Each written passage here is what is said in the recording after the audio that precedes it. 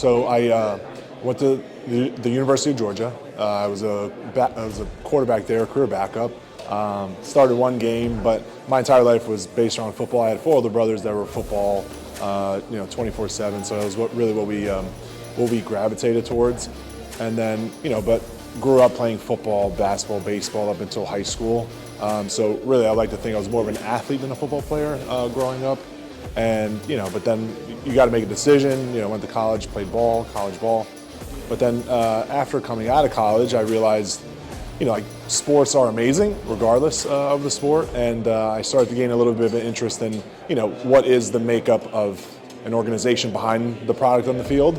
And I just really was always interested in culture and interaction. And, being a quarterback, you have all these skills that you have to be kind of in tune with, of leadership and relationships and, how are you promoting the culture that your coaches are putting forth, and, how does that all tie into the greater scale of things. And then getting into soccer, was really just a really unique opportunity, because it was a kind of like a low end. You can't really start a football team, you can't really start a basketball team or a baseball team, so it's definitely something new, but it was just a really unique opportunity with the NPSL.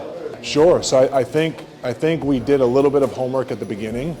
We knew about the NPSL because we had some other motivations with an NPSL team, so we just learned a lot about it.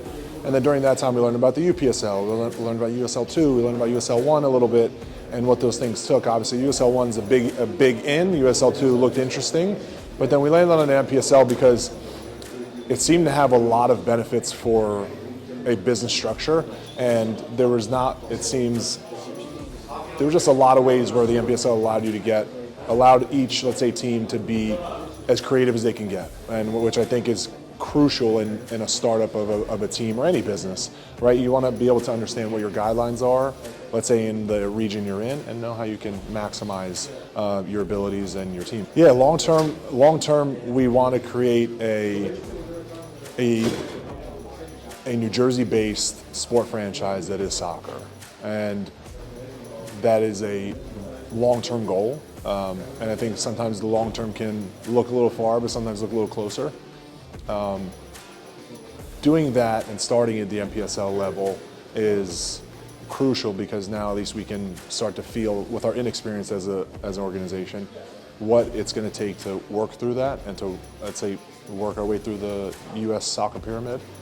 But the only way we really know how to do that, and I think if anybody's been ever involved in any, call it passion for sport or any passion for a team, that team is already in the community and has the hearts of the community because of what it has done for the community, right? And winning is awesome.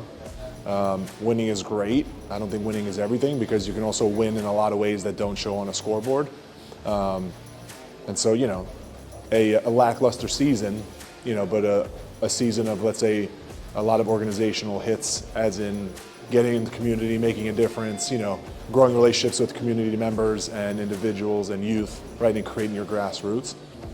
That's still a winning season, and just in a lot of different ways. So, like I said, long term, just to become a very strong, prominent sport franchise in New Jersey, and then eventually grow to some level of professionalism, and then after that, be short term, get in the community and influence them now.